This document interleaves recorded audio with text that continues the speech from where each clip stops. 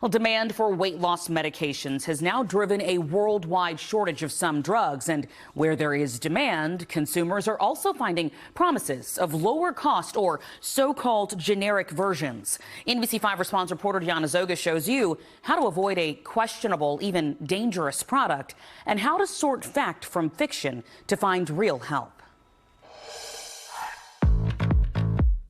4, good.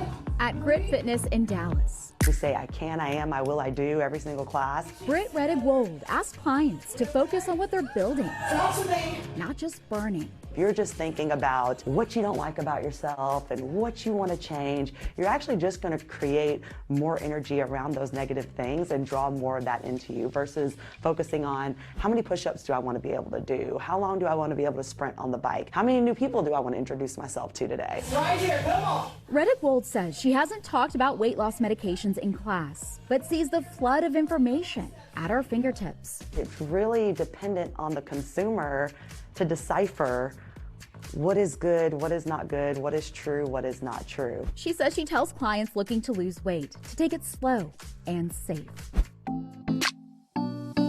And get guidance to sort through the facts about a variety of medications that work in different ways. Some, like Wegovy, are specifically approved for weight management. Others, like Ozempic, are diabetes drugs that doctors may prescribe off-label for weight loss.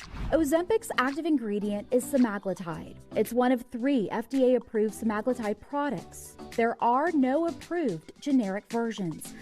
Mounjaro and Zepbound's active ingredient is tirzepatide. They, too, are only available as a brand name. They're part of the roster of drugs a doctor may prescribe for chronic weight management. There's been so much interest. Medication, Dr. Tanya Vinton says, should be part of a long-range treatment plan overseen by a qualified doctor. This is not just that you take this medication and magically you'll be able to lose weight. It's absolutely still a learning process on how to improve our nutrition slowly and sustainably over time, and this is where we get the best outcomes. Dr. Vinton specializes in obesity, metabolic syndrome, and preventative medicine at UT Southwestern Medical Center. She's written about cutting through the hype and tackling frequently asked questions, including, is there a more affordable version of a drug like Ozempic? Insurance may not cover it, and it can cost up to $1,400 a month out of pocket. Looking at some of these clinics in which they're offering maybe discounted versions of medications, understand that these may not be medications that are FDA approved. Ozempic and Wegovy are on the FDA's drug shortages list. When a drug is in shortage, compounding pharmacies that mix and change drug ingredients for patients may offer a compounded version. The FDA says products sold as semaglutide may not contain the same active ingredient as FDA-approved drugs. The FDA also says patients should get their semaglutide medications with a prescription from a licensed healthcare provider and a licensed pharmacy. When it comes to your body and your health, I would be very, very cautious in introducing medications in which you're just not necessarily sure of what's going in you. The Texas State Board of Pharmacy maintains a database of licensed pharmacies. The FDA and National Association of Boards of Pharmacy each have a list of state pharmacy databases all over the country. Do your research. Sarah Wells says if she could go back to last October, she would have done more digging after she couldn't find a pharmacy to fill her Ozempic prescription near her Pittsburgh area home. I was calling every pharmacy within like 50 miles. Wells says she looked online. She shared screenshots of direct messages with this Ally Scripts social media page where she asked about insurance, cost, and delivery.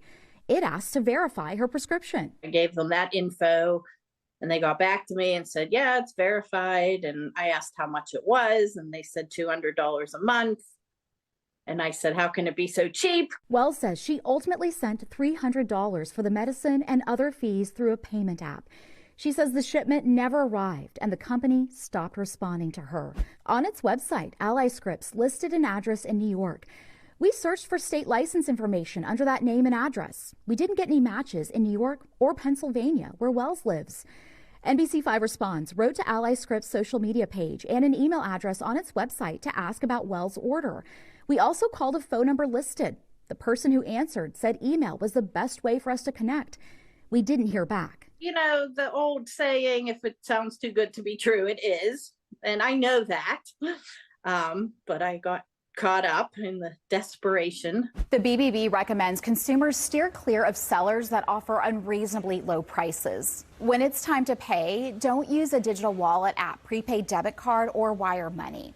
You'll also want to confirm if there's a licensed pharmacist on staff and if they're available to answer your questions. The FDA also says you'll want to confirm a phone number and address is in the U.S. before you order a medication. Diana Zoga, NBC5 Responds.